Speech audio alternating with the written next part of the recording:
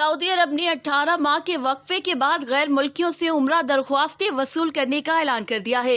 سعودی حکومت نے کرونا پابندیوں کے باعث تقریباً 18 ماہ سے بندش کا شکار عمرہ سیزن کے آغاز کا اعلان کیا ہے، جس کے بعد عمرہ کی خواہش رکھنے والے تمام غیر ملکی 9 اگست سے عمرہ درخواستیں جمع کرا سکیں گے۔ سعودی وزارت حج و عمرہ کے مطابق ابتدائی طور پر 60,000 غیر ملکیوں کو عمرے کی اجازت دی جائے گی، تاہم ہر ماہ اس میں اضافہ کیا جائے گا اور یہ تعداد 20 لاکھ تک بڑھائی جائے گی۔ اس کے علاوہ درخواست گزار کورونا ویکسینیشن سرٹیفکیٹ بھی جمع کرانے کے پابند ہوں گے۔ سعودی وزارت حج و عمرہ کی جانب سے جاری بیان میں مزید کہا گیا ہے کہ ایسے تمام درخواست گزار جن کا تعلق سفری پابندیوں میں شامل ممالک سے ہے، سعودی عرب میں داخلے پر انہیں قرنطینہ میں رہنا پڑے گا۔